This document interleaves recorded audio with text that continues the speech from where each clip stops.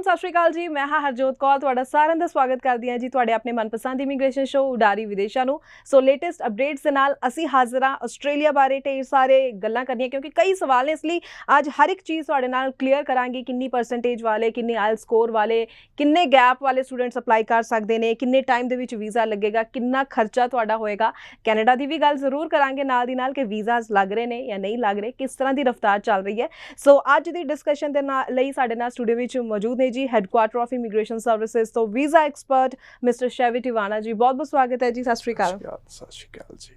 जी Australia ਤੋਂ ਹੀ ਸ਼ੁਰੂਆਤ ਆਪਾਂ ਅੱਜ ਕਰਨ ਲੱਗੇ ਆ। ਤਾਂ ਜਿਵੇਂ ਆਪਾਂ ਤੁਸੀਂ ਪਹਿਲਾਂ ਵੀ ਕੁਝ ਸ਼ੋਜ਼ ਕੀਤੇ ਸੀਗੇ, ਤਾਂ ਉਸ ਤੋਂ ਬਾਅਦ ਸਾਡੇ ਕੋਲ ਬਹੁਤ ਸਾਰੇ ਸਵਾਲ ਹੁਣ ਤੱਕ ਵੀ ਆ ਰਹੇ ਨੇ। ਤੁਸੀਂ ਜ਼ਿਕਰ ਕੀਤਾ ਸੀ ਕਿ ਆਸਟ੍ਰੇਲੀਆ ਦਾ ਵੀਜ਼ਾ ਦਿਵਾਓਗੇ 6 ਤੋਂ 7 ਲੱਖ ਦੇ ਬਜਟ ਦੇ ਵਿੱਚ। ਸੋ ਸਵਾਲ ਇੰਨੇ ਆਏ ਨੇ ਕਿ ਦੁਬਾਰਾ ਮੈਨੂੰ ਇਹ ਸਵਾਲ ਇਸ ਸ਼ੋਅ ਵਿੱਚ ਰੱਖਣਾ ਪੈ ਰਿਹਾ ਹੈ ਕਿ ਕਿਵੇਂ ਤੁਸੀਂ ਇੰਨੇ ਘੱਟ ਬਜਟ ਵਿੱਚ ਸਟੂਡੈਂਟਸ ਨੂੰ ਆਸਟ੍ਰੇਲੀਆ ਪਹੁੰਚਾਉਂਦੇ ਹੋ। देखो 6 ਤੋਂ 7 ਲੱਖ ਜੇ ਗੱਲ ਕਰਦੇ ਹਾਂ ਤਾਂ ਤਕਰੀਬਨ 12 ਤੋਂ 14 ਹਜ਼ਾਰ ਡਾਲਰ ਆਸਟ੍ਰੇਲੀਅਨ ਅਮਾਊਂਟ। ਜੇ ਇੰਡੀਅਨ ਅਮਾਊਂਟ ਦੀ ਗੱਲ ਕਰੀਏ ਤਾਂ 6-7 ਲੱਖ ਇਹ ਅਮਾਊਂਟ ਕੋਈ ਛੋਟੀ ਵੀ ਨਹੀਂ ਆ, ਬਹੁਤ ਵੱਡੀ ਅਮਾਊਂਟ ਆ। ਬਟ ਅੱਜ ਦੇ ਟਾਈਮ ਦੇ ਵਿੱਚ ਆਸਟ੍ਰੇਲੀਆ 2 ਸਾਲ ਬਾਅਦ ਓਪਨ ਹੋਇਆ। 2 ਸਾਲ ਬਾਅਦ ਜਦੋਂ ਕਾਲਜ ਯੂਨੀਵਰਸਿਟੀਆਂ ਓਪਨ ਹੋਈਆਂ ਨਾ ਤਾਂ ਫੀਸਾਂ ਦੇ ਵਿੱਚ ਗਿਰਾਵਟ ਦਿਖੀ ਆ। ਜਿਹੜਾ ਕਾਲਜ 8 ਲੱਖ ਇੱਕ ਸਾਲ ਦੀ ਫੀਸ ਲੈਂਦਾ ਸੀ, ਅੱਜ ਉਹ college 5.5 lakh Indian currency fees ਲੈ ਰਿਹਾ ਇੱਕ ਸਾਲ ਦੀ। ਜੇ ਗੱਲ ਕਰਦੇ ਆਪਾਂ ਹੋਰ ਸਿਸਟਮ ਨੂੰ ਦੇਖਦੇ ਹੋਏ ਤਾਂ ਕਈ ਥਾਵਾਂ 'ਤੇ ਅੱਜ ਵੀ ਉਹ ਕਾਲਜ ਯੂਨੀਵਰਸਿਟੀਆਂ ਨੇ ਜਿਹੜੀ 12 ਲੱਖ ਇੱਕ ਸਾਲ ਦੀ ਫੀਸ ਮਿਲਦੀ ਪਈ ਆ। ਇਹਦੇ ਵਿੱਚ ਗੱਲ ਇੱਦਾਂ ਹੈ ਕਿ ਜਿਹੜੇ ਏਜੰਟਸ ਹੋ ਗਏ, ਕੰਪਨੀਆਂ ਹੋ ਗਈਆਂ, ਸਭ ਤੋਂ ਪਹਿਲਾਂ ਉਹ ਆਪਣਾ ਬੈਨੀਫਿਟ ਦੇਖਦੀਆਂ ਨੇ। Headquarter of immigration the benefit ਸਭ ਤੋਂ ਪਹਿਲਾਂ ਵੇਖਿਆ ਜਾਂਦਾ ਸਟੂਡੈਂਟਸ ਦਾ। ਅਸੀਂ ਸਟੂਡੈਂਟਸ ਦਾ ਬੈਨੀਫਿਟ ਦੇਖਦੇ ਹਾਂ ਕਿ ਘੱਟ ਬਜਟ ਦੇ ਵਿੱਚ ਘੱਟ ਫੀਸ ਤੇ ਵਧੀਆ ਲੋਕੇਸ਼ਨ ਤੇ ਵਧੀਆ ਕਾਲਜ ਕਿੱਥੇ ਅਸੀਂ ਦੇ ਸਕਦੇ ਹਾਂ ਉਹਨਾਂ ਨੂੰ। ਜਦੋਂ ਅਸੀਂ ਘੱਟ ਫੀਸ ਤੇ ਘੱਟ ਖਰਚੇ ਦੇ ਬੱਚੇ ਨੂੰ ਉੱਥੇ ਭੇਜ ਰਹੇ ਹਾਂ ਤਾਂ ਪਹਿਲਾਂ ਅਸੀਂ ਬੱਚੇ ਦਾ ਦੇਖਾਂਗੇ ਕਿ ਇਹਨੂੰ ਕਿੰਨਾ ਕੁ ਬੈਨੀਫਿਟ ਆ ਸਟੂਡੈਂਟ ਨੂੰ, ਕਿਉਂਕਿ ਜਦੋਂ ਤੱਕ ਸਟੂਡੈਂਟ ਦਾ ਬੈਨੀਫਿਟ ਹੋਊਗਾ ਉਦੋਂ ਤੱਕ ਸਾਡੀ ਕੰਪਨੀ ਤੇ ਸਾਡਾ ਬਿਜ਼ਨਸ ਚੱਲੂਗਾ। ਜਦੋਂ ਅਸੀਂ ਸਟੂਡੈਂਟ ਦਾ ਨੁਕਸਾਨ ਕਰਨ ਲੱਗ ਪਏ ਨਾ ਤੇ ਸਾਡੇ ਦੇ ਵਿੱਚ ਤੇ ਉਹ ਫਰਜ਼ੀ ਏਜੰਟਾਂ 'ਚ ਫਰਕ ਕੀ ਰਹਿ ਗਿਆ ਜੀ। ਸੋ ਇਸ ਚੀਜ਼ ਨੂੰ ਦੇਖਦੇ ਹੋਏ ਕੰਪਨੀ ਨੇ ਤੇ ਸਾਡੀ ਜਿਹੜੀ ਟੀਮ ਆ ਲਾਇਰਸ ਮਾਰਾ ਏਜੰਟਸ ਦੀ, ਸੋ ਉਹਨਾਂ ਨੇ ਪੂਰੀ ਰਿਸਰਚ ਕੀਤੀ ਆ। 2 ਸਾਲ ਆਸਟ੍ਰੇਲੀਆ ਬੰਦ ਰਿਹਾ। ਸੋ 2 ਸਾਲ ਦੇ ਵਿੱਚ ਉਹ ਕੰਟਰੀ ਉਹ ਬੰਦ ਸੀਗੀ ਸਾਡੇ ਸਟੂਡੈਂਟਸ ਜਾਣ ਵਾਸਤੇ, ਬਟ ਸਾਡੀ ਟੀਮ ਉੱਥੇ ਫ੍ਰੀ ਨਹੀਂ ਬੈਠੀ। ਉਹਨਾਂ ਨੇ ਪੂਰੇ 2 ਸਾਲ ਦੇ ਵਿੱਚ ਹਰ ਇੱਕ ਆਸਟ੍ਰੇਲੀਆ ਦੇ ਏਰੀਏ ਦੀ, location the, college the and ਡਿਪਲੋਮੇ the, university ਦੀ ਵੈਰੀਫਿਕੇਸ਼ਨਾਂ ਕੀਤੀਆਂ। ਕਿੱਥੇ ਲੋ ਬੈਂਡ ਦੇ ਵਿੱਚ ਬੱਚੇ ਨੂੰ ਵੀਜ਼ਾ ਮਿਲ ਜੂਗਾ, ਕਿੱਥੇ ਲੋ ਫੀਸ ਦੇ ਵਿੱਚ ਬੱਚਾ ਪਹੁੰਚ ਜੂਗਾ। ਇਹ ਚੀਜ਼ਾਂ ਅਸੀਂ ਜਿਹੜੀਆਂ ਇਹ ਚੀਜ਼ਾਂ ਨੇ ਅਸੀਂ ਇਹ 2 ਸਾਲਾਂ ਦੇ ਵਿੱਚ ਦੇਖੀਆਂ ਤੇ ਪੂਰੀਆਂ ਕੀਤੀਆਂ ਨੇ। ਸੋ ਇਹਦੇ ਵਿੱਚ ਕੀ ਹੋਇਆ ਕਿ ਇਹਦਾ ਜਿਹੜਾ ਹੁਣ ਹੱਲ ਨਿਕਲ ਕੇ ਆਇਆ, ਘੱਟ ਸਮੇਂ ਤੇ ਘੱਟ ਬਜਟ 'ਚ ਆਸਟ੍ਰੇਲੀਆ ਪਹੁੰਚਾਇਆ ਜਾ ਰਿਹਾ। 5.5 ਬੈਂਡ ਵਾਲਾ 50 ਤੋਂ 45% ਵਾਲਾ ਸਟੂਡੈਂਟ ਆ। ਗੈਪ ਜਿਹਦਾ 7 ਸਾਲ ਦਾ 5 ਸਾਲ ਦਾ ਹੈਗਾ, ਉਹਨੇ ਕੁਛ ਨਾ ਕੁਛ ਕੀਤਾ ਗੈਪ ਦੇ ਵਿੱਚ, ਜਾਂ ਉਹ ਫ੍ਰੀ ਰਿਹਾ, ਜਾਂ ਉਹਨੇ ਕਿੱਥੇ ਜੌਬ ਕੀਤੀ ਹੈ, ਜਾਂ ਉਹਨੇ ਖੇਤੀਬਾੜੀ ਕੀਤੀ ਹੈ, ਜਾਂ ਉਹ ਕੋਈ ਕੰਡੀਸ਼ਨ ਆ ਗਈ ਸੀ ਜਿਹਦੇ ਕਰਕੇ ਉਹਨੂੰ ਪੜ੍ਹਾਈ 'ਚ ਗੈਪ ਪਾਉਣਾ ਪੈ ਗਿਆ। ਉਹ ਚੀਜ਼ਾਂ ਸਾਨੂੰ ਦੱਸੇ, ਅਸੀਂ ਉਹਨਾਂ ਨੂੰ ਵੀਜ਼ਾ ਲੈ ਕੇ ਦੇਵਾਂਗੇ। ਗੌਰਮੈਂਟ ਨੂੰ ਝੂਠ ਨਾ ਬੋਲੋ, ਅੰਬੈਸੀ ਆ, ਦੇਖੋ ਉਹਨੂੰ ਤੁਸੀਂ ਸੱਚ ਦੱਸੋਗੇ ਵੀ ਅਸੀਂ ਇਹ 2 ਸਾਲ ਕੁਛ ਨਹੀਂ ਕੀਤਾ ਜੀ, ਇਹ ਪ੍ਰੋਬਲਮ ਸੀ, ਇਸ ਕਰਕੇ ਅਸੀਂ ਕੋਈ ਪੜ੍ਹਾਈ ਕੋਈ ਜੌਬ ਨਹੀਂ ਕੀਤੀ, ਉਹ ਤੁਹਾਨੂੰ ਵੀਜ਼ਾ ਦੇ ਦਊਗੀ। ਜੇ ਤੁਸੀਂ ਫੇਕ ਜਾਲੀ ਫੰਡ ਐਕਸਪੀਰੀਅੰਸ ਲਾਓਗੇ ਉਹ ਫਿਰ ਵੀਜ਼ਾ ਨਹੀਂ ਮਿਲੂਗਾ। ਉਹ ਸਿਰਫ ਇੱਕ ਪਾਰਟ ਆ ਜਿਹੜਾ ਗੈਪ ਆ ਉਹਨੂੰ ਕਵਰ ਕਰਨ ਵਾਸਤੇ ਤੁਸੀਂ ਲਾ ਰਹੇ ਹੋ। ਇੱਥੇ ਤੁਹਾਡੇ ਵੀਜ਼ੇ ਰਿਜੈਕਟ ਹੁੰਦੇ ਨੇ। ਅੱਜ ਦੇ ਟਾਈਮ ਦੇ ਵਿੱਚ ਸੱਚਾਈ 'ਤੇ ਕੰਮ ਹੁੰਦੇ ਨੇ, ਝੂਠ ਦੇ ਨਾਲ ਕੋਈ ਕੰਮ ਨਹੀਂ ਹੁੰਦਾ। ਅੰਬੈਸੀ ਆ, ਉਹਨੂੰ ਸੱਚ ਦੱਸੋ, ਤੁਹਾਨੂੰ ਵੀਜ਼ਾ ਦਿੰਦੀ ਆ ਉਹ। ਜੇ ਤੁਸੀਂ ਝੂਠ ਬੋਲੋਗੇ ਸੋ ਤਾਂ ਰਿਫਿਊਜ਼ਲ ਲਓਗੇ ਤੁਸੀਂ ਇਸ ਚੀਜ਼। ਜੀ ਬਿਲਕੁਲ। ਸੋ ਇਹਨਾਂ ਗੱਲਾਂ ਦਾ ਤੁਸੀਂ ਜ਼ਰੂਰ ਧਿਆਨ ਰੱਖਿਆ ਕਰੋ। ਲਗਾਤਾਰ ਨੰਬਰ ਵੀ ਡਿਸਪਲੇ ਹੋ ਰਿਹਾ ਜੀ ਸਕਰੀਨ ਦੇ ਉੱਪਰ, ਇਸ ਨੰਬਰ ਨੂੰ ਨੋਟ ਕਰ ਲਓ। ਤੁਸੀਂ headquarter of immigration services the team ਦੇ ਨਾਲ ਰਾਬਤਾ ਕਾਇਮ ਕਰ ਸਕਦੇ ਹੋ ਤਾਂ ਕਿ ਸਹੀ ਸਲਾਹ ਦੇ ਨਾਲ ਤੁਸੀਂ ਅੱਗੇ ਵਧੋ ਤੇ ਫਸਟ ਅਟੈਂਪਟ ਵਿੱਚ ਵਿੱਚ ਹੀ ਤੁਹਾਡਾ ਵੀਜ਼ਾ ਤੁਹਾਨੂੰ ਮਿਲ ਸਕੇ। ਸੋ ਕਿੰਨਾ ਕੁ ਟਾਈਮ ਆਪਾਂ ਮੰਨ ਕੇ ਚੱਲੀਏ ਜਦੋਂ ਸਟੂਡੈਂਟ ਆਸਟ੍ਰੇਲੀਆ ਅਪਲਾਈ ਕਰਦਾ ਹੈ, ਕਿੰਨੇ ਟਾਈਮ ਦੇ ਵਿੱਚ ਪ੍ਰੋਸੈਸਿੰਗ ਟਾਈਮ ਕਿੰਨਾ ਚੱਲ ਰਿਹਾ ਹੁਣ? ਦੇਖੋ, ਆਸਟ੍ਰੇਲੀਆ ਦਾ ਪ੍ਰੋਸੈਸਿੰਗ ਟਾਈਮ ਡਿਪੈਂਡ ਕਰਦਾ ਏਜੰਟ ਐਂਡ ਕੰਪਨੀ ਦੇ ਉੱਤੇ। ਓਕੇ। ਆਸਟ੍ਰੇਲੀਆ ਦੇ ਵਿੱਚ ਅੰਬੈਸੀ ਨੇ ਕੋਈ ਟਾਈਮ ਨਹੀਂ ਦਿੱਤਾ। ਅੰਬੈਸੀ ਨੇ ਇੱਕ ਇਨਟੇਕ ਆ ਕਿ ਇਸ ਇਨਟੇਕ 'ਚ ਇਹ ਬੱਚੇ ਪੜ੍ਹਨ ਆ ਸਕਦੇ ਨੇ, ਉਸ ਇਨਟੇਕ 'ਚ ਉਹ ਬੱਚੇ ਪੜ੍ਹ ਆ ਸਕਦੇ ਨੇ। ਸਾਲ ਦੇ ਵਿੱਚ 3-4 ਇਨਟੇਕ ਹੁੰਦੇ ਨੇ, ਬਟ ਐਪਲੀਕੇਸ਼ਨ ਨੂੰ ਕਿੰਨੀ ਛੇਤੀ ਤੁਸੀਂ ਅੰਬੈਸੀ ਤੱਕ ਪਹੁੰਚਾ ਰਹੇ ਹੋ ਇਹਦੇ ਉੱਤੇ ਕੰਪਨੀ ਤੇ ਏਜੰਟ ਦਾ ਯੋਗਦਾਨ ਹੁੰਦਾ। ਠੀਕ ਹੈ ਜੀ। ਕਾਲਜ ਨੇ ਤੁਹਾਨੂੰ 1-2 ਦਿਨਾਂ 'ਚ ਆਫਰ ਲੈਟਰ ਦੇ ਦੇਣੀ ਆ। ਉਸ ਤੋਂ ਬਾਅਦ ਤੁਹਾਡਾ ਏਜੰਟ ਤੁਹਾਡੀ ਫਾਈਲ ਨੂੰ ਕਿੰਨੇ ਦਿਨਾਂ 'ਚ ਰੀਪ੍ਰਜੈਂਟ ਕਰ ਰਿਹਾ, ਕਿੰਨੇ ਟਾਈਮ 'ਚ ਤੁਸੀਂ ਫੀਸ ਭਰ ਰਹੇ ਹੋ, ਕਿੰਨੇ ਟਾਈਮ 'ਚ ਆਪਣੇ ਪੈਂਡਿੰਗ ਡਾਕੂਮੈਂਟਸ ਨੂੰ ਰੈਡੀ ਕਰਕੇ ਦੇ ਰਹੇ ਹੋ, ਇਹ ਡਿਪੈਂਡ ਕਰਦਾ ਤੁਹਾਡੇ ਏਜੰਟ ਦੇ ਉੱਤੇ। ਦੇਖੋ, ਹੈੱਡਕੁਆਟਰ ਆਫ ਇਮੀਗ੍ਰੇਸ਼ਨ 10 ਤੋਂ 15 ਦਿਨਾਂ 'ਚ ਆਸਟ੍ਰੇਲੀਆ ਦੀ ਫਾਈਲ ਨੂੰ ਰੀਪ੍ਰਜੈਂਟ ਕਰਕੇ ਅੰਬੈਸੀ ਦੇ ਵਿੱਚ ਸਬਮਿਟ ਕਰਵਾ ਰਿਹਾ। ਸੋ 1 ਮਹੀਨੇ ਤੋਂ ਵੀ ਪਹਿਲਾਂ ਆਪਾਂ ਵੀਜ਼ਾ ਲੈ ਕੇ ਦੇ ਰਹੇ ਹਾਂ। 1 ਮਹੀਨੇ 'ਚ 30-31 ਦਿਨ ਹੁੰਦੇ, ਅਸੀਂ 28 ਦਿਨਾਂ 'ਚ ਆਸਟ੍ਰੇਲੀਆ ਦਾ ਵੀਜ਼ਾ ਲੈ ਕੇ ਦੇ ਰਹੇ ਹਾਂ। ਮੈਨੂੰ ਐਪਲੀਕੇਸ਼ਨਸ ਦਿਓ। ਤੁਹਾਨੂੰ 28 ਦਿਨਾਂ ਦੇ ਵਿੱਚ ਜਿਹੜੇ ਸਟੂਡੈਂਟ ਨੇ ਸੋਚ ਲਿਆ ਕਿ ਮੇਰਾ ਆਸਟ੍ਰੇਲੀਆ ਜਾਣ ਦਾ ਸੁਪਨਾ ਨਹੀਂ ਪੂਰਾ ਹੋਊਗਾ, ਅਸੀਂ ਉਹ ਸੁਪਨਾ ਸਾਕਾਰ ਕਰਕੇ ਦੇਵਾਂਗੇ ਤੁਸੀਂ। ਠੀਕ ਹੈ, ਕਿਉਂਕਿ ਇਹ ਨਹੀਂ ਹੈ ਕਿ ਅਸੀਂ ਕਰਕੇ ਦੇਵਾਂਗੇ, ਕਰ ਵੀ ਚੁੱਕੇ ਹਾਂ। ਸੋ ਇੰਨੇ ਕੁ ਸਾਡੇ ਵੀਜ਼ੇ ਆਸਟ੍ਰੇਲੀਆ ਦੇ ਆ ਚੁੱਕੇ ਨੇ। ਤੁਸੀਂ ਹੈੱਡਕੁਆਟਰ ਦੇ ਪੇਜ 'ਤੇ ਜਾਓਗੇ, ਤੁਹਾਨੂੰ ਹਜ਼ਾਰਾਂ ਦੀ ਗਿਣਤੀ ਦੇ ਵਿੱਚ ਸਾਡੇ ਵੀਜ਼ੇ ਵੇਖਣ ਨੂੰ ਮਿਲਣਗੇ। ਸੋ ਸ਼ੋਅ ਦਾ ਸਮਾਂ ਘੱਟ ਹੁੰਦਾ, ਇੰਨੇ ਵੀਜ਼ੇ ਦਿਖਾ ਨਹੀਂ ਸਕਦੇ ਆ, ਇਸ ਕਰਕੇ ਅਸੀਂ ਆਪਣੇ ਪੇਜ 'ਤੇ ਪਾਏ ਹੋਏ ਨੇ, ਤੁਸੀਂ ਉਹਦੇ 'ਤੇ ਚੈੱਕ ਕਰ ਸਕਦੇ ਹੋ ਵੀਜ਼ੇ। ਸੋ ਹਰ ਇੱਕ ਤਰ੍ਹਾਂ ਦੀ ਐਪਲੀਕੇਸ਼ਨ ਦਾ ਅਸੀਂ ਵੀਜ਼ਾ ਪਾਇਆ ਹੋਇਆ, ਪਹਿਲਾਂ ਪ੍ਰੋਫਾਈਲਸ ਫਿਰ ਵੀਜ਼ੇ। ਕਿਸੇ ਦਾ ਗੈਪ ਸੀਗਾ, ਕਿਸੇ ਦਾ ਸਪਾਊਸ ਕੇਸ ਸੀਗਾ, ਕਿਸੇ ਦੇ 2 ਬੇਬੀ ਸੀ, ਕੋਈ ਪੂਰੀ ਪਰਿਵਾਰ ਨਾਲ ਜਾਣਾ ਚਾਹੁੰਦਾ ਸੀ, ਕੋਈ ਇਕੱਲਾ ਜਾਣਾ ਚਾਹੁੰਦਾ ਸੀਗਾ। ਸੋ ਸਭ ਨੂੰ ਵੀਜ਼ੇ ਲੈ ਕੇ ਦਿੱਤੇ ਆ। ਜਿਹੜੇ ਬੱਚੇ ਦਾ ਆਸਟ੍ਰੇਲੀਆ ਤੋਂ ਵੀਜ਼ਾ ਆਉਣਾ, ਉਹਦੀ ਐਪਲੀਕੇਸ਼ਨ ਆਸਟ੍ਰੇਲੀਆ 'ਚ ਲੱਗੂਗੀ। ਜਿਹਦਾ ਵੀਜ਼ਾ ਨਹੀਂ ਆਸਟ੍ਰੇਲੀਆ 'ਚ ਆਉਣਾ, ਸੋ ਉਹਨੂੰ ਦੱਸਿਆ ਜਾਂਦਾ ਕਿ ਤੁਹਾਡਾ ਇਸ ਕਾਰਨ ਤੋਂ ਵੀਜ਼ਾ ਨਹੀਂ ਆਉਣਾ, ਇਹ ਕਾਰਨ ਦਾ ਇਹ ਹੱਲ ਆ, ਜਾਂ ਇਹਦਾ ਹੱਲ ਕਰੋ, ਜਾਂ ਫਿਰ ਆਪਣੀ ਫਾਈਲ ਨੂੰ ਕਿਸੇ ਹੋਰ ਕੰਟਰੀ ਦੇ ਲਈ ਫਾਰਵਰਡ ਕਰੋ। ਸੋ ਇਹ ਚੀਜ਼ਾਂ ਨੂੰ ਸਟੂਡੈਂਟ ਨੂੰ ਸਮਝਾਇਆ ਜਾਂਦਾ। ਜੇ ਸਟੂਡੈਂਟਸ ਇਸ ਗੱਲਾਂ ਨੂੰ ਸਮਝਦਾ, ਉਹ ਵੀਜ਼ੇ ਦੇ ਮੁਕਾਮ ਤੱਕ ਪਹੁੰਚ ਜਾਂਦਾ। ਜੇ ਉਹ ਇਸ ਗੱਲਾਂ ਨੂੰ ਨਹੀਂ ਸਮਝੂਗਾ, ਸੋ ਰਿਫਿਊਜ਼ਲ ਦਾ ਹੱਕਦਾਰ ਫਿਰ ਸਟੂਡੈਂਟ ਖੁਦ ਆਪ ਆ। ਜੀ ਬਿਲਕੁਲ। ਚਲੋ, ਆਪਾਂ ਪ੍ਰੋਸੈਸਿੰਗ ਟਾਈਮ ਦੀ ਆਪਾਂ ਪੂਰੇ ਪ੍ਰੋਸੀਜਰ ਦੀ ਵੀ ਗੱਲ ਕੀਤੀ ਹੈ, ਤਾਂ ਇੱਕ ਦਿੱਕਤ ਵੱਡੀ ਇਹ ਵੀ ਰਹਿੰਦੀ ਹੈ ਸਟੂਡੈਂਟਸ ਨੂੰ, ਜਦ ਸਮਝ ਨਹੀਂ ਆਉਂਦਾ ਕਿ ਉਹ ਐਲੀਜੀਬਲ ਹੈ ਕਿ ਨਹੀਂ ਹੈ। ਜਦੋਂ ਇਹ ਚੀਜ਼ ਕਲੀਅਰ ਮੈਂ ਹਮੇਸ਼ਾ ਚਾਹੁੰਦੀ ਹਾਂ ਕਿ ਅਸੀਂ ਸ਼ੋਅ ਦੇ ਜ਼ਰੀਏ ਕਰਦੇ ਰਹੀਏ, ਸਟੂਡੈਂਟਸ ਨੂੰ ਫਾਇਦਾ ਮਿਲੇ ਜ਼ਿਆਦਾ ਤੋਂ ਜ਼ਿਆਦਾ ਜਾਣਕਾਰੀ ਦੇ ਨਾਲ। ਤਾਂ ਅੱਜ ਵੀ ਆਪਾਂ ਜ਼ਰੂਰ ਡਿਸਕਸ ਕਰਾਂਗੇ, ਚਾਹੇ ਫਰੈਸ਼ ਪ੍ਰੋਫਾਈਲਸ ਨੇ, ਚਾਹੇ ਕਿ ਪਹਿਲਾਂ ਕਿਤੋਂ ਰਿਫਿਊਜ਼ਲ ਲੱਗੀ ਹੈ, ਅਗਰ ਉਹ ਅਪਲਾਈ ਕਰਨ ਜਾ ਰਹੇ ਨੇ, ਕਿੰਨਾ ਗੈਪ ਜਾਂ ਕਿੰਨਾ ਆਇਲ ਸਕੋਰ ਜਾਂ ਕਿੰਨੀ ਪਰਸੈਂਟੇਜ ਦੇ ਨਾਲ ਆਸਟ੍ਰੇਲੀਆ ਅਪਲਾਈ ਕਰ ਸਕਦੇ ਆ। ਦੇਖੋ, ਆਸਟ੍ਰੇਲੀਆ ਦੀ ਇੱਦਾਂ ਦੀ ਕੋਈ ਰਿਕੁਆਇਰਮੈਂਟ ਨਹੀਂ ਹੈਗੀ। ਆਸਟ੍ਰੇਲੀਆ ਦੇ ਵਿੱਚ ਕਾਲਜ ਯੂਨੀਵਰਸਿਟੀ ਇੱਕ ਲੈਵਲ ਦੀਆਂ ਬਣਾਈਆਂ ਗਈਆਂ ਨੇ। ਮੀਨਸ ਤੁਸੀਂ ਲੈਵਲ 1 ਯੂਨੀਵਰਸਿਟੀ 'ਚ ਜਾ ਰਹੇ ਹੋ, ਉਹਦੀ ਓਵਰਆਲ 6 ਦੀ ਰਿਕੁਆਇਰਮੈਂਟ ਹੈ। 2 ਦੇ ਵਿੱਚ ਚੱਲ ਰਹੇ ਹੋ, ਓਵਰਆਲ 5.5 ਦੀ ਰਿਕੁਆਇਰਮੈਂਟ। ਜੇ 3 'ਚ ਚੱਲ ਰਹੇ ਹੋ ਤਾਂ ਵਿਦਆਊਟ ਆਇਲਸ ਵੀ ਤੁਸੀਂ ਅਪਲਾਈ ਕਰ ਸਕਦੇ ਹੋ। ਸੋ ਰਿਕੁਆਇਰਮੈਂਟ ਆ university and college the. Embassy the conditions ਕੋਈ ਨਹੀਂ ਰੱਖੀਆਂ ਹੋਈਆਂ ਨੇ। ਅੰਬੈਸੀ ਨੇ ਤੁਹਾਡੇ ਜਸਟ ਫੰਡਸ ਵੈਰੀਫਿਕੇਸ਼ਨ ਕਰ ਰਹੇ ਨੇ। ਜੇ ਤੁਹਾਡੇ ਸਹੀ ਫੰਡ ਹੋਣਗੇ, ਅੰਬੈਸੀ ਤੁਹਾਨੂੰ ਵੀਜ਼ਾ ਦੇਊਗੀ। ਜਿਹੜੇ ਕਾਲਜ ਕੋਰਸ 'ਚ ਚੱਲੇ ਉਹਦੇ 'ਚ ਤੁਹਾਡੀ ਐਲੀਜੀਬਿਲਟੀ ਬਣਦੀ ਪਈ ਆ, ਤੁਹਾਨੂੰ ਵੀਜ਼ਾ ਮਿਲਦਾ ਪਿਆ।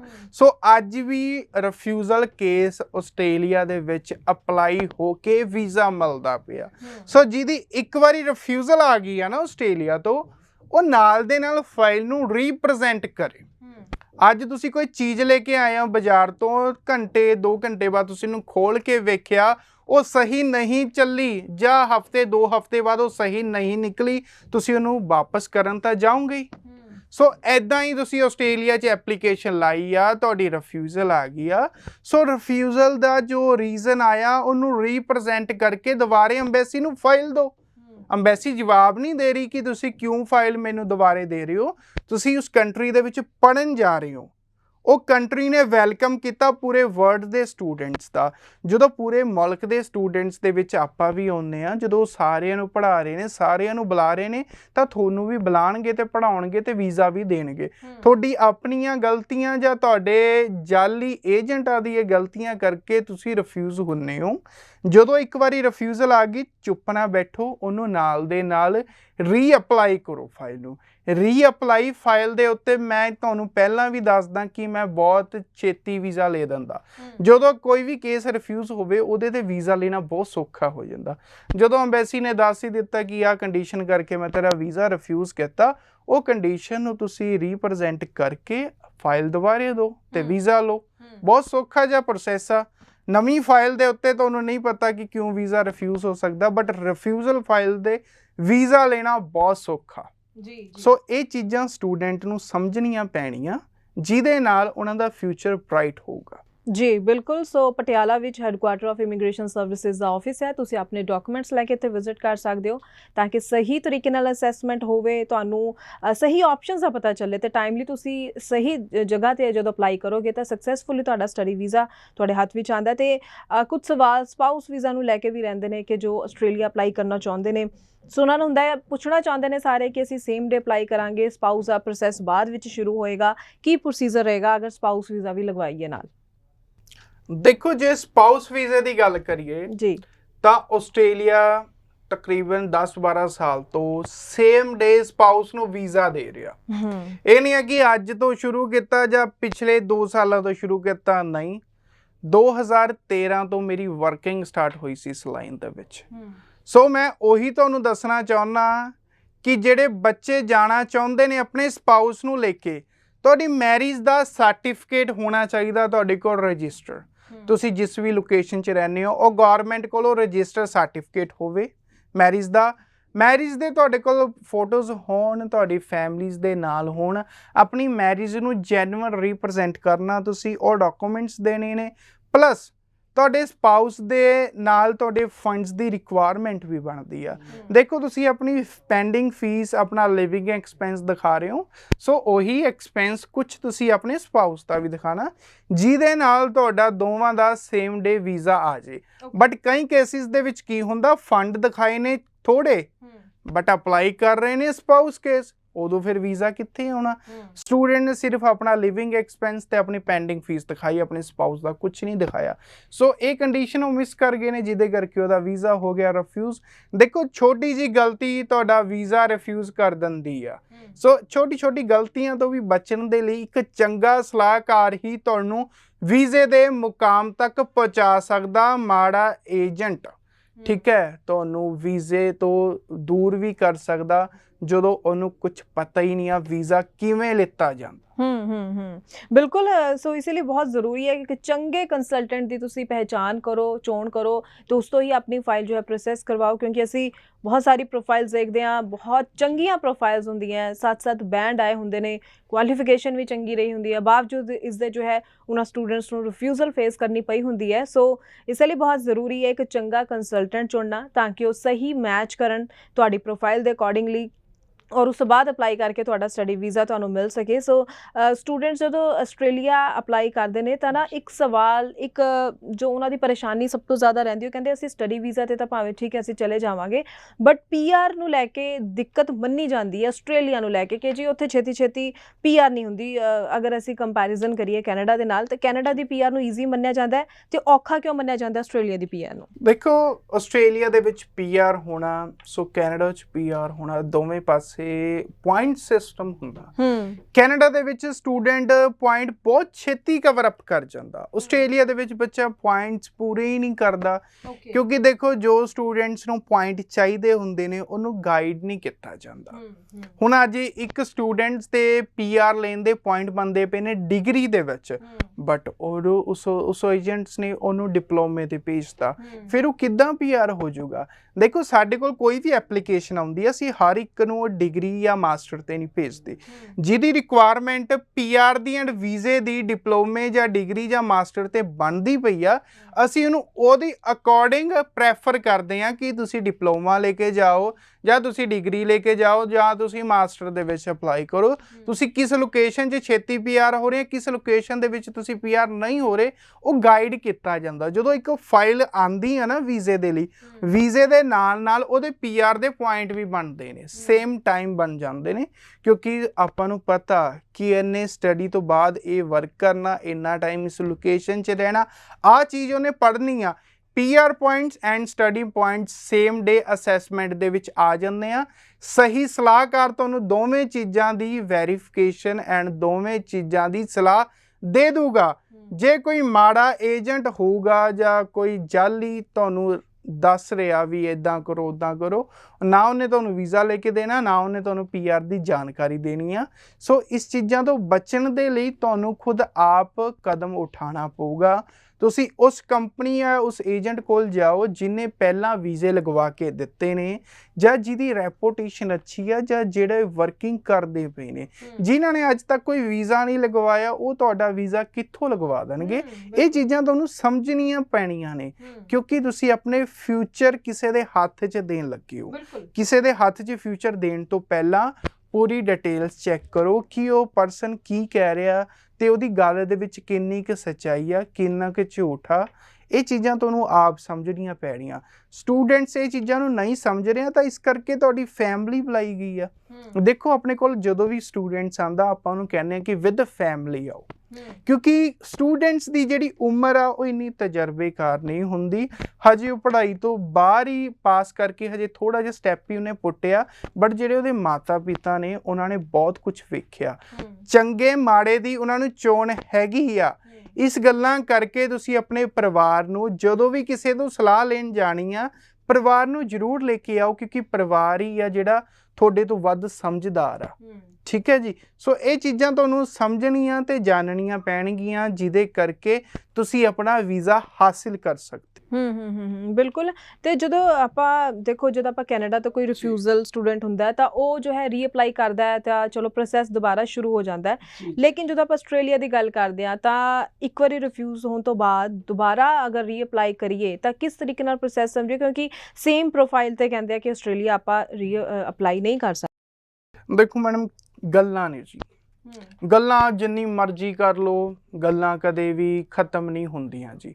ਸੋ ਇਹ ਚੀਜ਼ਾਂ ਵੇਖਣ ਤੇ ਸਮਝਣ ਦੇ ਲਈ ਆਪਾਂ ਨੂੰ ਕੀ ਕਰਨਾ ਪਊਗਾ ਕਿ ਤੁਸੀਂ ਉਸ ਗੌਰਮੈਂਟ ਜਾਂ ਉਸ ਕੰਟਰੀ ਦੀ ਵੈਬਸਾਈਟ ਤੇ ਜਾਓ ਜਿੱਥੇ ਲਿਖਿਆ ਹੋਇਆ ਕਿ ਇੰਨੇ ਟਾਈਮ ਦੇ ਵਿੱਚ ਤੁਸੀਂ ਵੀਜ਼ਾ ਲੈ ਰਹੇ ਹੋ। ਉੱਥੇ ਲਿਖਿਆ ਵੀ ਹੋਇਆ ਕਿ ਵੀਜ਼ੇ ਦੀ ਕੰਡੀਸ਼ਨ ਕੀ ਆ ਤੇ ਰਿਫਿਊਜ਼ਲ ਆਉਣ ਤੋਂ ਬਾਅਦ ਕੀ ਤੁਸੀਂ ਰੀਅਪਲਾਈ ਕਰ ਸਕਦੇ ਹੋ ਕਿ ਨਹੀਂ। ਮੈਂ ਤੁਹਾਨੂੰ ਪਹਿਲਾਂ ਵੀ ਦੱਸ ਕੇ ਹਟਿਆ ਸੀ, ਜੇ ਕੋਈ ਚੀਜ਼ ਮਾੜੀ ਨਿਕਲਦੀ ਆਪਾਂ ਨੂੰ ਮੋੜਨ ਚਲੇ ਜਾਂਦੇ ਆ ਕਿ ਅਸੀਂ ਆਹ ਚੀਜ਼ ਲਿੱਤੀ ਆ, ਇਹ ਮਾੜੀ ਨਿਕਲੀ ਆ ਜੀ, ਇਹਨੂੰ ਮੋੜੋ, ਇਹਨੂੰ ਸਹੀ ਕਰਕੇ ਦਿਓ ਸਾਨੂੰ।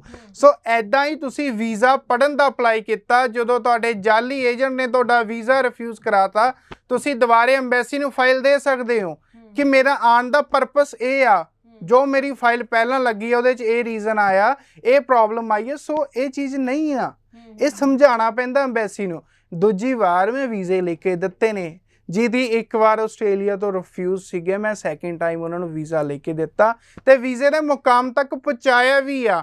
ਜੇ ਤੁਸੀਂ ਵੀ ਰਿਫਿਊਜ਼ ਹੋ ਚੁੱਕੇ ਹੋ ਆਸਟ੍ਰੇਲੀਆ ਤੋਂ ਤਾਂ ਮੇਰੇ ਕੋਲ ਆਓ, ਮੈਂ ਤੁਹਾਨੂੰ ਵੀਜ਼ਾ ਲੈ ਕੇ ਦਊਂਗਾ, ਵੀਜ਼ਾ ਗਰੰਟੀ ਦੇ ਨਾਲ ਲੈ ਕੇ ਦਊਂਗਾ। ਪਹਿਲਾਂ ਤੁਹਾਡੇ ਡਾਕੂਮੈਂਟ ਚੈੱਕ ਕਰੂੰਗਾ ਕਿ ਤੁਹਾਡਾ ਵੀਜ਼ਾ ਲੱਗ ਸਕਦਾ ਆਸਟ੍ਰੇਲੀਆ ਦਾ ਕਿ ਨਹੀਂ ਲੱਗ ਸਕਦਾ। ਜੇ ਤੁਹਾਡਾ ਵੀਜ਼ਾ ਲੱਗਦਾ ਹੋਊਗਾ ਮੈਂ ਤੁਹਾਨੂੰ ਵੀਜ਼ਾ ਲੈ ਕੇ ਦਊਂਗਾ, ਜੇ ਨਹੀਂ ਲੱਗਦਾ ਹੋਊਗਾ ਸੋ ਤੁਹਾਨੂੰ ਮੈਂ ਉਹਦਾ ਹੱਲ ਕੱਢ ਕੇ ਦਊਂਗਾ ਕਿ ਤੁਸੀਂ ਕਿਵੇਂ ਜਾ ਸਕਦੇ ਹੋ। ਜੀ ਜੀ ਜੀ ਜੀ ਜੀ ਬਿਲਕੁਲ। ਸੋ ਆਪਾਂ ਜਿੱਥੇ ਗੱਲ ਆਸਟ੍ਰੇਲੀਆ ਦੀ ਕਰ ਰਹੇ ਹਾਂ ਤਾਂ ਸਵਾਲ ਸਾਡੇ ਕੋਲ ਨਾ ਕੈਨੇਡਾ ਨੂੰ ਲੈ ਕੇ ਵੀ ਅਕਸਰ ਰਹਿੰਦੇ ਨੇ, ਕਿਉਂਕਿ ਜਿਹੜੀਆਂ ਗੱਲਾਂ ਸੀ ਮੈਕਸਿਮਮ ਸ਼ੋਅ ਦੇ ਵਿੱਚ ਇਹ ਗੱਲ ਕਲੀਅਰ ਕਰਨ ਦੀ ਹਮੇਸ਼ਾ ਹੀ ਕੋਸ਼ਿਸ਼ ਕਰਦੇ ਹਾਂ ਕਿ ਸਟੂਡੈਂਟਸ ਅਵੇਅਰ ਹੋ ਸਕਣ ਕਿ ਜੋ ਗੱਲਾਂ ਨੇ ਕਿ ਹੁਣ ਕੈਨੇਡਾ ਕਲੋਜ਼ ਹੋ ਗਿਆ, ਸਟੂਡੈਂਟਸ ਨੂੰ ਵੀਜ਼ਾ ਸ਼ਾਇਦ ਨਹੀਂ ਆਣਗੇ, ਐਸਾ ਕੁਝ ਵੀ ਨਹੀਂ ਹੈ। ਤਾਂ ਉਹੀ ਗੱਲ ਜ਼ਰੂਰ ਹੁਣ ਕਲੀਅਰ ਕਰਨਾ ਚਾਹਾਂਗੇ ਕਿ ਕਿੰਨੀ ਕੁ ਆਪਾਂ ਰੇਸ਼ੋ ਮੰਨ ਸਕਦੇ ਹਾਂ ਪਰਸੈਂਟੇਜ ਕਿ ਵੀਜ਼ਾ ਦਾ ਸਕਸੈਸ ਰੇਟ ਦੇਖਿਆ ਜਾ ਰਿਹਾ ਓਵਰਆਲ। ਦੇਖੋ, ਗੱਲਾਂ ਪਹਿਲਾਂ ਵੀ ਆਪਾਂ ਕੀਤੀਆਂ ਕਿ ਗੱਲਾਂ ਬਹੁਤ ਨੇ, ਜਿੰਨੀ ਮਰਜ਼ੀ ਬਣਾਈ ਜਾਓ। ਵਿਹਲਾ ਬੰਦਾ ਤੇ ਨੈਗੇਟਿਵ ਬੰਦਾ ਉਹ ਹਮੇਸ਼ਾ ਗੱਲਾਂ ਹੀ ਬਣਾਉਂਦਾ ਰਹਿੰਦਾ। ਸੋ ਇਹਦੇ ਨਾਲ ਕੀ ਹੁੰਦਾ ਕਿ ਜਿਹੜੇ ਅੱਗੇ ਵਧਣਾ ਚਾਹੁੰਦੇ ਨੇ ਨਾ, ਸੋ ਉਹਨਾਂ ਤੋਂ ਸਟੈਪ ਬੈਕ ਕਰਵਾਇਆ ਜਾਂਦਾ। ਠੀਕ ਹੈ ਜੀ। ਕਈ ਕਹਾਵਤਾਂ ਬਣੀਆਂ ਹੋਈਆਂ ਨੇ, ਕਹਿੰਦੇ ਜੇ ਆਪਾਂ ਨਹੀਂ ਕਰਨਾ ਤਾਂ ਕਿਸੇ ਨੂੰ ਕਰਨ ਵੀ ਨਹੀਂ ਦੇਣਾ। ਸੋ ਇਹ ਚੀਜ਼ਾਂ ਨੇ। ਦੇਖੋ, ਕੈਨੇਡਾ ਬੰਦ ਨਹੀਂ ਹੋਇਆ, ਕੈਨੇਡਾ ਅੱਜ ਵੀ ਵੀਜ਼ਾ ਦੇ ਰਿਹਾ। ਤੁਸੀਂ ਕੈਨੇਡਾ ਦੀ ਆਫੀਸ਼ੀਅਲ ਵੈਬਸਾਈਟ ਤੇ ਜਾਓ, ਹਰ ਇੱਕ ਕਾਲਜ ਓਪਨ ਕਰੋ। ਕਿਸੇ ਕਾਲਜ ਦੇ ਵਿੱਚ ਅੱਜ ਮਈ ਵੀ ਓਪਨ ਆ ਤੇ ਕਿਸੇ ਕਾਲਜ 'ਚ ਅੱਜ ਸਤੰਬਰ ਵੀ ਓਪਨ ਹੋਇਆ ਪਿਆ। ਕਿਸੇ ਕਾਲਜ 'ਚ ਜਨਵਰੀ ਕਲੋਜ਼ ਹੋ ਗਿਆ ਤਾਂ ਕਿਸੇ 'ਚ ਜਨਵਰੀ ਕਲੋਜ਼ ਹੋਣ ਵਾਲਾ। ਸੋ ਜਦੋਂ ਕੈਨੇਡਾ ਨੇ ਵੀਜ਼ਾ ਨਹੀਂ ਦੇਣਾ ਸੀ ਸੋ ਨਾ ਉਹ ਮਈ ਇਨਟੇਕ ਓਪਨ ਕਰਦੇ ਨਾ ਉਹ ਸਤੰਬਰ ਇਨਟੇਕ ਬਿਲਕੁਲ। ਓਪਨ ਕਰਦੇ ਅਗਲੇ ਬਿਲਕੁਲ। ਜਿਹੜੇ ਆਉਣੇ ਨੇ, ਨਾ ਉਹ ਜਨਵਰੀ ਇਨਟੇਕ ਓਪਨ ਕਰਦੇ। ਸੋ ਇਹ ਗੱਲਾਂ ਬਣਾਈਆਂ ਗਈਆਂ ਨੇ। ਜਦੋਂ ਵੀ ਕੋਈ ਕੰਟਰੀ ਬੰਦ ਹੁੰਦੀ ਹੈ ਸੋ ਉਹਨਾਂ ਵੱਲੋਂ ਇੱਕ ਨੋਟਿਸ ਜਾਰੀ ਕੀਤਾ ਜਾਂਦਾ। ਉਹ ਨੋਟਿਸ ਜਾਰੀ ਕੀਤਾ ਜਾਂਦਾ ਕਿ ਅਸੀਂ ਇੰਨੇ ਟਾਈਮ ਬਾਅਦ ਵੀਜ਼ਾ ਨਹੀਂ ਦੇਵਾਂਗੇ, ਅਸੀਂ ਬੰਦ ਕਰਨ ਲੱਗੇ ਹਾਂ। ਠੀਕ ਹੈ, ਸੋ ਇਹ ਚੀਜ਼ ਨਹੀਂ ਹੈਗੀ। ਦੇਖੋ ਉਹ ਇੰਡੀਆ ਨਹੀਂ ਹੈਗਾ ਕਿ on the support he decision ਲਿੱਤੇ ਜਾਂਦੇ ਆ। ਸੋ ਕੰਟਰੀ ਆ, ਇੱਕ ਡਿਜੀਟਲ ਕੰਟਰੀ ਆ, ਉੱਥੇ ਪਹਿਲਾਂ ਹੀ ਇਸ ਚੀਜ਼ ਬਾਰੇ ਦੱਸਿਆ ਜਾਂਦਾ। ਸੋ ਇਦਾਂ ਦਾ ਕੁਝ ਨਹੀਂ ਆ। ਕੈਨੇਡਾ ਜਾਣ ਵਾਲੇ ਸਟੂਡੈਂਟਸ ਦੇ ਲਈ ਮੈਸੇਜ ਛੋਟਾ ਜਿਹਾ, ਤੁਸੀਂ ਆਪਣੀ ਪ੍ਰੋਫਾਈਲ ਲੈ ਕੇ ਆਓ। ਸਭ ਤੋਂ ਪਹਿਲਾਂ ਆਪਣੀ ਪ੍ਰੋਫਾਈਲ ਦਿਖਾਓ। ਇਹ ਨਾ ਸੋਚੋ ਕਿ 7 ਬੈਂਡ ਵਾਲਾ ਰਿਫਿਊਜ਼ ਆ ਤਾਂ ਮੇਰੇ ਤਾਂ 6.5 ਆ ਕਿ ਮੇਰਾ ਵੀਜ਼ਾ ਨਹੀਂ ਆਊਗਾ। ਇਦਾਂ ਦਾ ਕੁਝ ਨਹੀਂ। ਫਾਈਲ ਨੂੰ ਰੀਪ੍ਰੈਜ਼ੈਂਟ ਹੁੰਦੀ ਆ। ਰੀਪ੍ਰੈਜ਼ੈਂਟ ਦਾ ਮਤਲਬ ਆ ਕਿ ਤੁਹਾਡੀ ਫਾਈਲ ਕਿਵੇਂ ਤਿਆਰ ਕੀਤੀ ਗਈ ਆ। ਕਿਸੇ ਦੀ ਫਾਈਲ ਨੂੰ ਵਧੀਆ ਨਹੀਂ ਤਿਆਰ ਕੀਤਾ ਗਿਆ, ਕਿਸੇ ਦੀ ਫਾਈਲ ਨੂੰ ਬਹੁਤ ਵਧੀਆ ਤਿਆਰ ਕੀਤਾ ਜਾਂਦਾ। ਸੋ ਇਹਦੇ ਉੱਤੇ ਵੀਜ਼ਾ ਹੁੰਦਾ। ਠੀਕ ਹੈ ਜੀ, ਕਿ ਜਿਹਨੂੰ ਵੀਜ਼ਾ ਮਿਲਣਾ ਉਹਦੀ ਅੱਛੀ ਫਾਈਲ ਤਿਆਰ ਕਰਕੇ ਲਗਾਈ ਗਈ ਆ। ਜਿਹਦੀ ਫਾਈਲ ਰਿਫਿਊਜ਼ ਹੋਈ ਆ ਉਹਦੀ ਫਾਈਲ ਦੇ ਵਿੱਚ ਅੱਛੀ ਤਰੀਕੇ ਨਾਲ ਕੰਮ ਨਹੀਂ ਕੀਤਾ ਗਿਆ। ਆਹ ਕਾਰਨ ਬਣਦੇ ਨੇ। ਜੀ ਜੀ ਜੀ ਬਿਲਕੁਲ। ਇਸੇ ਲਈ ਅਸੀਂ ਹਮੇਸ਼ਾ ਇਸ ਸ਼ੋਅ ਦੇ ਜ਼ਰੀਏ ਸਭ ਚੀਜ਼ਾਂ ਕਲੀਅਰ ਟਾਈਮਲੀ ਕਰਦੇ ਰਹਿੰਦੇ ਹਾਂ, ਕਿਉਂਕਿ ਜਦੋਂ ਸਟੂਡੈਂਟ ਪਰੇਸ਼ਾਨ ਹੁੰਦਾ ਤਾਂ ਉਸ ਪਰੇਸ਼ਾਨੀ ਵਿੱਚ ਕਈ ਵਾਰੀ ਗਲਤ ਡਿਸੀਜ਼ਨ ਲਿਆ ਜਾਂਦਾ। ਤੇ ਇਸੇ ਲਈ ਅਸੀਂ ਨਹੀਂ ਚਾਹੁੰਦੇ ਕਿ ਤੁਸੀਂ ਗਲਤ ਡਿਸੀਜ਼ਨ ਕੋਈ ਵੀ ਲਵੋ। ਸਹੀ ਡਿਸੀਜ਼ਨ ਲੈਣ ਦੇ ਲਈ ਹੀ ਅਸੀਂ ਕੋਸ਼ਿਸ਼ ਕਰਦੇ ਹਾਂ ਕਿ ਇੱਕ ਪੁਆਇੰਟ ਜੋ ਹੈ ਅਸੀਂ ਸ਼ੋਅ ਦੇ ਵਿੱਚ ਕਲੀਅਰ ਕਰਦੇ ਰਹੀਏ। ਪਰ ਫਿਰ ਵੀ ਤੁਹਾਡਾ ਵੀ ਕੋਈ ਸਵਾਲ ਹੋਵੇ, ਤੁਸੀਂ ਆਪਣੀ ਪ੍ਰੋਫਾਈਲ ਬਾਰੇ ਕੁਝ ਪੁੱਛਣਾ ਚਾਹੁੰਦੇ ਹੋ ਤਾਂ ਲਗਾਤਾਰ ਨੰਬਰ ਵੀ ਡਿਸਪਲੇ ਹੋ ਰਿਹਾ। ਨੰਬਰ ਤੁਸੀਂ ਆਪਣੇ ਕੋਲ ਨੋਟ ਕਰਕੇ ਰੱਖ ਸਕਦੇ ਹੋ। Headquarter of immigration services the team ਤੁਹਾਨੂੰ ਵਧੀਆ ਗਾਈਡੈਂਸ ਦੇਗੀ। ਅਗਰ ਤੁਸੀਂ ਵਿਜ਼ਿਟ ਕਰਨਾ ਚਾਹੋ ਤਾਂ ਪਟਿਆਲਾ ਵਿੱਚ ਇਹਨਾਂ ਦਾ ਆਫਿਸ ਹੈ। ਪੂਰਾ ਐਡਰੈਸ ਜੋ ਹੈ ਨੀਚੇ ਸਕਰੋਲ ਦੇ ਵਿੱਚ ਮੈਂਸ਼ਨ ਹੈ। ਤੁਸੀਂ ਜਦੋਂ ਤੁਹਾਨੂੰ ਈਜ਼ੀ ਲੱਗੇ ਤੁਸੀਂ ਆਪਣੇ ਡਾਕੂਮੈਂਟਸ ਲੈ ਕੇ, ਪੇਰੈਂਟਸ ਨੂੰ ਨਾਲ ਲੈ ਕੇ ਜ਼ਰੂਰ ਜਾਓ। ਸੋ WhatsApp ਜ਼ਰੀਏ ਵੀ ਕਿਆ ਸਟੂਡੈਂਟਸ ਸਾਨੂੰ ਭੇਜ ਸਕਦੇ ਨੇ? ਬਿਲਕੁਲ ਕਰ ਸਕਦੇ ਹੋ। ਦੇਖੋ ਜੀ ਇਸ ਟਾਈਮ ਇੱਕ ਡਿਜੀਟਲ ਇੰਡੀਆ ਹੋ ਚੁੱਕਿਆ। ਤੁਸੀਂ WhatsApp ਤੇ ਆਪਣੇ ਡਾਕੂਮੈਂਟਸ ਭੇਜੋ ਜਾਂ ਤੁਸੀਂ ਈਮੇਲ ਤੇ ਆਪਣੀ ਪ੍ਰੋਫਾਈਲ ਭੇਜੋ। ਤੁਹਾਡੇ ਡਾਕੂਮੈਂਟ ਮੇਰੇ ਤੱਕ ਪਹੁੰਚਣਗੇ। ਅੱਗੇ ਅਸੈਸਮੈਂਟ ਹੋਊਗੀ ਸਾਡੇ ਇਮੀਗ੍ਰੇਸ਼ਨ ਲਾਇਰਸ ਤੋਂ। ਲਾਇਰ ਅਸੈਸਮੈਂਟ ਕਰਕੇ ਦੇਣਗੇ ਕਿ ਤੁਸੀਂ ਉਸ ਕੰਟਰੀ 'ਚ ਜਾਣਾ ਚਾਹੁੰਦੇ ਸੀ, ਤੁਹਾਡਾ ਵੀਜ਼ਾ ਆ ਰਿਹਾ ਉਸ ਕੰਟਰੀ ਤੋਂ ਕਿ ਨਹੀਂ ਆ ਰਿਹਾ। ਮੇਰੇ ਕੋਲ ਕੁਝ ਡਾਕੂਮੈਂਟਸ ਆਉਂਦੇ ਨੇ ਜਿਨ੍ਹਾਂ ਨੇ ਕੈਨੇਡਾ ਜਾਣਾ। ਸੋ ਮੈਂ ਕਈਆਂ ਨੂੰ ਜਵਾਬ ਦਿੱਤਾ ਜੀ ਕਿ ਸੌਰੀ ਭਾਜੀ ਅਸੀਂ ਤੁਹਾਡਾ ਵੀਜ਼ਾ ਨਹੀਂ ਲੈ ਕੇ ਦੇ ਸਕਦੇ। ਜਦੋਂ ਨਹੀਂ ਲੈ ਕੇ ਦੇ ਸਕਦੇ ਤਾਂ ਅਸੀਂ ਉਹਨਾਂ ਨੂੰ ਜਵਾਬ ਦੇ ਦਿੰਦੇ ਹਾਂ। ਫਿਰ ਉਹ ਪੁੱਛਦੇ ਨੇ ਜੀ ਸਰ ਤੁਸੀਂ ਜਵਾਬ ਦੇਤਾ ਕਿ ਮੈਂ ਕਦੇ ਵੀ ਅੱਗੇ ਪੜ੍ਹਨ ਲਈ ਜਾ ਨਹੀਂ ਸਕਦਾ। ਸੋ ਉਹਨੂੰ ਦੱਸਿਆ ਜਾਂਦਾ ਕਿ ਤੇਰਾ ਵੀਜ਼ਾ ਇਸ ਕਾਰਨ ਤੇ ਨਹੀਂ ਆ ਰਿਹਾ ਕੈਨੇਡਾ ਦਾ, ਤੂੰ ਇਹ ਕਾਰਨ ਦਾ ਇਹ ਹੱਲ ਆ, ਤੂੰ ਹੱਲ ਕਰ। ਠੀਕ ਹੈ, ਫਿਰ ਉਹ ਸਟੂਡੈਂਟਸ ਹੱਲ ਕਰਦੇ ਨੇ। ਠੀਕ ਹੈ ਜੀ, ਕਈ ਬੱਚੇ ਬਿਲਕੁਲ ਹੀ ਬੈਨ ਹੋਏ ਹੁੰਦੇ ਨੇ ਕੈਨੇਡਾ ਤੋਂ। ਸੋ ਉਹਨਾਂ ਨੂੰ ਦੱਸਿਆ ਜਾਂਦਾ ਕਿ ਤੁਸੀਂ ਕੁਝ ਸਮੇਂ ਲਈ ਇਸ ਕੰਟਰੀ ਦੇ ਵਿੱਚ ਪੜ੍ਹਨ ਚੱਲ ਜਾਓ। ਉਦੋਂ ਤੱਕ ਤੁਹਾਡਾ ਬੈਨ ਵੀ ਟੁੱਟ ਜੂਗਾ, ਪਲੱਸ ਤੁਸੀਂ ਅੱਗੇ ਮੂਵ ਹੋਣ ਦੇ ਲਈ ਐਲੀਜੀਬਲ ਵੀ ਹੋ ਜਾਓਗੇ। ਸੋ ਅੱਛੀ ਸਲਾਹਕਾਰ ਹੀ ਤੁਹਾਨੂੰ ਸਲਾਹ ਦੇ ਸਕਦਾ। ਸੋ ਸਾਡੀ ਸਲਾਹ ਦੇਣ ਦੀ ਕੋਈ ਫੀਸ ਨਹੀਂ ਆ ਜੀ, ਫ੍ਰੀ 'ਚ ਸਲਾਹ ਦੇਈਦੀ ਆ, ਕਿਉਂਕਿ ਅਸੀਂ ਤੁਹਾਡੇ ਫਿਊਚਰ ਨੂੰ ਬਣਾਉਣਾ ਜੀ। ਅਸੀਂ ਇੱਕ ਕਾਰੋਬਾਰ ਸ਼ੁਰੂ ਕੀਤਾ ਵੀਜ਼ਾ ਲਗਵਾਉਣ ਦਾ। ਸੋ ਜੋ ਅਸੀਂ ਕੰਮ ਕਰਦੇ ਪਏ ਹਾਂ ਉਹਦੇ 'ਚ ਤੁਹਾਨੂੰ ਚੰਗੀ ਸਲਾਹ ਦੇਵਾਂਗੇ। ਪਰਿਵਾਰ ਨਾਲ ਸਾਡੇ ਦਫ਼ਤਰ ਆਓ, ਆਪਣੇ ਡਾਕੂਮੈਂਟ ਲੈ ਕੇ ਆਓ ਜੀ। ਸਲਾਹ ਚੰਗੀ ਲੱਗੀ ਆ, ਲਗਾਏ ਹੋਏ ਵੀਜ਼ੇ ਦਿਖਾਵਾਂਗੇ। ਜੇ ਵਿਸ਼ਵਾਸ ਬਣਦਾ ਤਾਂ ਆਪਣਾ ਵੀਜ਼ਾ ਦਿਓ ਜੀ, ਅਸੀਂ ਤੁਹਾਨੂੰ ਵੀਜ਼ਾ ਲੈ ਕੇ ਦੇਵਾਂਗੇ ਤੁਹਾਡੀ ਫਾਈਲ ਦਾ। ਜੀ ਜੀ ਜੀ ਬਿਲਕੁਲ। ਸੋ ਅਗਰ ਮੈਂ ਕੈਨੇਡਾ ਦੀ ਹੀ ਗੱਲ ਕਰਾਂ ਤਾਂ ਹੁਣ ਸਟੂਡੈਂਟਸ ਦਾ ਇੱਕ ਤਾਂ ਇਹ ਕਲੀਅਰ ਹੋ ਚੁੱਕਿਆ ਕਿ ਓਵਰਆਲ 6 ਚ ਹੀ ਚਾਹੀਦਾ ਹੈ ਜੇਕਰ ਉਹਨਾਂ ਨੇ ਅਪਲਾਈ ਕਰਨਾ ਨਹੀਂ ਹੈ। ਦੇਖੋ ਇਦਾਂ ਦਾ ਕੁਝ ਨਹੀਂ, ਕਿਉਂਕਿ ਮੈਂ ਪਹਿਲਾਂ ਵੀ ਸ਼ੋਅ ਦੇ ਵਿੱਚ ਗੱਲ ਕੀਤੀ ਹੈ ਕਿ 6 ਚ ਇੱਕ SDS ਕੈਟਾਗਰੀਜ਼ ਆ, ਉਹਦੀ ਰਿਕੁਆਇਰਮੈਂਟ ਆ। Non SDS categories the overall 5.5 and overall 6 the we requirement ਆ। ਉਹਦੇ ਵਿੱਚ ESL ਕੋਰਸ ਲਾਇਆ ਜਾਂਦਾ। ਜਿਹੜੇ ਸਟੂਡੈਂਟ ਦੇ 6 ਚ ਬੈਂਡ ਨਹੀਂ ਹੈਗੇ ਕੈਨੇਡਾ ਦੇ ਲਈ, ਸੋ ਕੈਨੇਡਾ ਜਾ ਸਕਦਾ ESL ਕੋਰਸ ਦੇ ਨਾਲ। English as a second language ਤੁਹਾਨੂੰ ਹਰ ਇੱਕ ਕਾਲਜ ਯੂਨੀਵਰਸਿਟੀ ਦੇ ਵਿੱਚ ਮਿਲੂਗਾ। ਉਹ ਇਸੇ ਲਈ ਕੋਰਸ ਬਣਾਇਆ ਗਿਆ ਕਿ ਜਿਹਦੇ 6 ਚ ਬੈਂਡ ਨਹੀਂ ਆ ਤਾਂ ਕੋਰਸ ਸਿਲੈਕਟ ਕਰਨ, ਕੈਨੇਡਾ ਪਹੁੰਚਣ, ਉੱਥੇ ਜਾ ਕੇ ਆਪਣੀ ਲੈਂਗੁਏਜ ਨੂੰ ਕੰਫਰਟੇਬਲ ਕਰਨ, ਉਹ ਕੋਰਸ ਪੜ੍ਹ ਕੇ ਉਸ ਤੋਂ ਬਾਅਦ ਆਪਣਾ ਡਿਗਰੀ ਜਾਂ ਡਿਪਲੋਮਾ ਜੋ ਵੀ ਚੁਣਿਆ ਨੂੰ ਪੜ੍ਹ ਸਕਦੇ ਨੇ। ਇਹ ਇਸੇ ਕਾਰਨ ਤੋਂ ਇਹ ਕੋਰਸ ਬਣਾਇਆ ਗਿਆ। ਇੰਡੀਅਨ ਸਟੂਡੈਂਟਸ ਹੀ ਆਇਲਸ ਪੀਟੀ ਕਰਕੇ ਜਾ ਰਹੇ, ਬਟ ਹੋਰ ਕੰਟਰੀਆਂ ਤੋਂ ਜਿਹੜੇ ਸਟੂਡੈਂਟਸ ਆ ਉਹ ਆਇਲਸ ਵਗੈਰਾ ਕੁਝ ਨਹੀਂ ਕਰਦੇ। ਉਹ ESL ਸਿਲੈਕਟ ਕਰਦੇ ਨੇ, ਉੱਥੇ ਜਾ ਕੇ ਪਹਿਲਾਂ ਆਪਣੀ ਲੈਂਗੁਏਜ ਕੰਫਰਟੇਬਲ ਕਰਦੇ ਨੇ, ਉਸ ਤੋਂ ਬਾਅਦ ਡਿਗਰੀ ਐਂਡ ਡਿਪਲੋਮਾ ਪੜ੍ਹਦੇ ਨੇ। ਸੋ ਇਹ ਚੀਜ਼ਾਂ ਸਾਰੀਆਂ ਸਮਝਣੀਆਂ ਪੈਂਦੀਆਂ ਹੁੰਦੀਆਂ ਨੇ ਸਟੂਡੈਂਟਸ ਨੂੰ। ਸੋ ਜਿਹਦੇ ਕਰਕੇ ਵੀਜ਼ਾ ਆਉਣ ਦੇ ਚਾਂਸ ਤੁਹਾਡੇ ਬਣਦੇ ਪਏ ਆ ਕਿ ਨਹੀਂ ਬਣਦੇ ਹੋਏ, ਇਹ ਤੁਹਾਨੂੰ ਪੂਰੀ ਜਾਣਕਾਰੀ ਮਿਲ ਜਾਂਦੀ ਹੁੰਦੀ ਹੈ ਜਦੋਂ ਤੁਸੀਂ ਕਿਸੇ ਸਲਾਹਕਾਰ ਕੋਲ ਜਾਂਦੇ ਹੋ। ਇਹ ਚੀਜ਼ਾਂ ਸਟੂਡੈਂਟਸ ਨੂੰ ਸਮਝਣੀਆਂ ਪੈਣੀਆਂ ਕਿਉਂਕਿ ਤੁਸੀਂ ਥੋੜ੍ਹੇ ਜਿਹੇ ਹਜੇ ਸਮਝਦਾਰ ਇੰਨੇ ਨਹੀਂ ਹੋ। ਪਰਿਵਾਰ ਨੂੰ ਲੈ ਕੇ ਜਾਓ, ਜਿਹੜੇ ਵੀ ਸਲਾਹਕਾਰ ਕੋਲ ਚੱਲੇ ਹੋ ਉਹ ਤੁਹਾਨੂੰ ਦੱਸ ਸਕਦੇ ਨੇ ਕਿ ਇਹ ਸਲਾਹਕਾਰ ਚੰਗੀ ਸਲਾਹ ਦੇ ਰਿਹਾ ਜਾਂ ਮਾੜੀ ਸਲਾਹ ਦੇ ਰਿਹਾ। ਜੀ ਬਿਲਕੁਲ। ਵੈਸੇ ਕੰਟਰੀਜ਼ ਸਾਰੀਆਂ ਆਪਣੀ ਥਾਂ ਤੇ ਅੱਛੀ ਹੁੰਦੀਆਂ, ਅੱਛੀ ਆਪਸ਼ਨਸ ਜੋ ਹੈ ਸਟੂਡੈਂਟਸ ਨੂੰ ਦੇ ਰਹੀਆਂ ਹੁੰਦੀਆਂ, ਲੇਕਿਨ ਫਰਕ ਸਿਰਫ ਇੰਨਾ ਰਹਿੰਦਾ ਕਿ ਸਟੂਡੈਂਟ ਕਿਹੜੀ ਕੰਟਰੀ ਦੇ ਲਈ ਐਲੀਜੀਬਲ ਹੈ। ਸੋ ਇਸੇ ਲਈ ਸਮਝਦਾਰੀ ਇਹੀ ਹੁੰਦੀ ਹੈ ਕਿ ਸਟੂਡੈਂਟ ਆਪਣੀ ਐਲੀਜੀਬਿਲਟੀ ਨੂੰ ਸਮਝਦੇ ਹੋਇਆ ਹੀ ਅਪਲਾਈ ਕਰਨ। ਤੇ ਅਸੀਂ ਇਸੇ ਲਈ ਇਸ ਸ਼ੋਅ ਦੇ ਵਿੱਚ ਹਰ ਆਪਸ਼ਨ ਨੂੰ ਡਿਟੇਲ ਵਿੱਚ ਤੁਹਾਡੇ ਨਾਲ ਸਾਂਝੀ ਕਰਦੇ ਹਾਂ ਜਾਣਕਾਰੀ, ਤਾਂ ਕਿ ਸਟੂਡੈਂਟਸ ਜਿਹੜੇ ਨੇ ਸਹੀ ਡਿਸੀਜ਼ਨ ਲੈਣ ਦੇ ਵਿੱਚ ਕਿਤੇ ਵੀ ਗਲਤੀ ਨਾ ਕਰਨ। ਆਪਾਂ ਅੱਜ ਆਸਟ੍ਰੇਲੀਆ ਔਰ ਕੈਨੇਡਾ ਬਾਰੇ ਜੋ ਹੈ ਲਗਾਤਾਰ ਗੱਲਬਾਤ ਕੀਤੀ ਹੈ, ਤੇ ਇਸ ਲਈ ਬਾਰ-ਬਾਰ ਕਹਿ ਰਹੀ ਹਾਂ, ਅਗਰ ਤੁਹਾਡਾ ਇਹਨਾਂ ਦੋਨੋਂ ਕੰਟਰੀਜ਼ 'ਚ ਕਿਤੇ ਵੀ ਜਾਣ ਦਾ ਮਨ ਹੈ ਪਰ ਸਵਾਲ ਕੋਈ ਮਾਈਂਡ ਵਿੱਚ ਹੈ ਜੋ ਮੈਂ ਸਵਾਲ ਸ਼ਾਇਦ ਸ਼ੋਅ ਵਿੱਚ ਡਿਸਕਸ ਨਾ ਕਰ ਸਕੀ ਹੋਵਾਂ, ਤਾਂ ਨੰਬਰ ਜੋ ਡਿਸਪਲੇ ਹੋ ਰਿਹਾ ਸਕਰੀਨ ਦੇ ਉੱਪਰ, ਇਸ ਉੱਪਰ ਕਾਲ ਕਰਕੇ ਤੁਸੀਂ ਜ਼ਰੂਰ ਆਪਣੀ ਕੁਐਰੀ ਜਿਹੜੀ ਹੈ ਛੱਡ ਸਕਦੇ ਹੋ, ਗੱਲ ਕਰ ਸਕਦੇ ਹੋ, ਤਾਂ ਕਿ ਤੁਸੀਂ ਟਾਈਮਲੀ ਆਪਣਾ ਸਹੀ ਡਿਸੀਜ਼ਨ ਲੈ ਸਕੋ। ਪਰ ਆਪਾਂ ਜਦੋਂ ਕੰਪੈਰੀਜ਼ਨ ਦੀ ਗੱਲ ਕਰੀਏ ਆਸਟ੍ਰੇਲੀਆ ਔਰ ਕੈਨੇਡਾ ਦੀ, ਤਾਂ ਅੱਜ ਦੇ ਟਾਈਮ ਵਿੱਚ ਕਿਉਂਕਿ ਕੈਨੇਡਾ ਦੀ ਗੱਲ ਕਰੀਏ ਤਾਂ ਫਾਈਲਿੰਗ ਬਹੁਤ ਜ਼ਿਆਦਾ ਹੋ ਰਹੀ ਹੈ, ਤਾਂ ਸਟੂਡੈਂਟ ਲਈ ਸਹੀ ਡਿਸੀਜ਼ਨ ਕਿਸ ਤਰੀਕੇ ਦਾ ਮੰਨਿਆ ਜਾਏ ਜੇਕਰ ਸਟੂਡੈਂਟ ਦਾ ਗੈਪ ਵੀ ਵੱਧਦਾ ਜਾ ਰਿਹਾ ਹੈ, ਜਾਂ ਆਪਾਂ ਕਹੀਏ ਕਿ ਪਹਿਲਾਂ ਰਿਫਿਊਜ਼ਲ ਆਈਆਂ ਹੋਈਆਂ, ਆਇਲਸ ਬੈਂਡ ਸਕੋਰ ਪੂਰਾ ਵਧੀਆ ਅਚੀਵ ਨਹੀਂ ਕਰ ਪਾ ਰਿਹਾ, ਕਿਹੜੀ ਆਪਸ਼ਨ ਕੈਨੇਡਾ ਜਾਂ ਆਸਟ੍ਰੇਲੀਆ 'ਚੋਂ ਸਹੀ ਮੰਨੋਗੇ? ਦੇਖੋ, ਜਿਹੜੇ ਸਟੂਡੈਂਟਸ ਕੈਨੇਡਾ ਜਾਣਾ ਚਾਹੁੰਦੇ ਨੇ, ਜੇ ਆਪਾਂ ਵੇਖੀਏ ਕੈਨੇਡਾ 'ਚ ਫਾਈਲਾਂ ਲੱਗੀਆਂ ਵੀ ਬਹੁਤ ਨੇ, ਬਟ ਕੈਨੇਡਾ ਤੋਂ ਵੀਜ਼ਾ ਵੀ ਬਹੁਤ ਆਇਆ, ਕੈਨੇਡਾ ਤੋਂ ਰਿਫਿਊਜ਼ਲ ਵੀ ਬਹੁਤ ਆਈਆਂ। ਜਿਹੜੀਆਂ ਫਾਈਲਾਂ ਲੱਗੀਆਂ ਸੀ ਉਹਨਾਂ ਦੇ ਰਿਜ਼ਲਟ ਆ ਰਹੇ ਨੇ, ਕਿਸੇ ਦੇ ਚੰਗੇ ਆ ਰਹੇ ਨੇ, ਕਿਸੇ ਦੇ ਮਾੜੇ ਆ ਰਹੇ ਨੇ, ਬਟ ਉਹ ਰਿਜ਼ਲਟ ਦਿੰਦੇ ਪਏ ਨੇ। ਪਹਿਲਾਂ ਰਿਜ਼ਲਟ ਰੋਕੇ ਸੀਗੇ ਉਹਨਾਂ ਨੇ, ਬਟ ਚੰਗੇ ਮਾੜੇ ਰਿਜ਼ਲਟ ਮਿਲਦੇ ਪਏ ਨੇ, ਕੈਨੇਡਾ ਰਿਜ਼ਲਟ ਦੇ ਰਿਹਾ।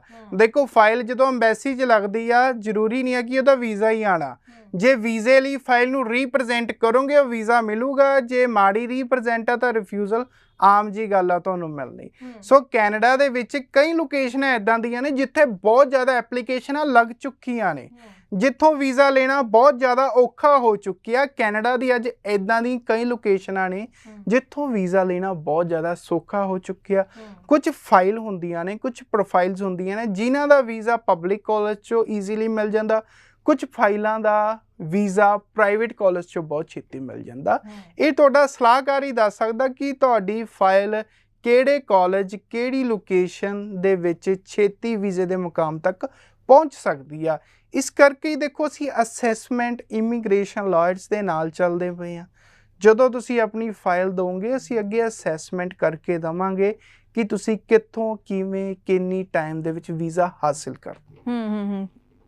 ਬਿਲਕੁਲ। ਸੋ ਇਸੇ ਲਈ ਆਪਾਂ ਹਰ ਪਹਿਲੂ ਤੁਹਾਡੇ ਨਾਲ ਸਾਂਝਾ ਕਰ ਦਿੱਤਾ ਹੈ, ਤੇ ਤੁਸੀਂ ਸਹੀ ਡਿਸੀਜ਼ਨ ਲੈਣਾ।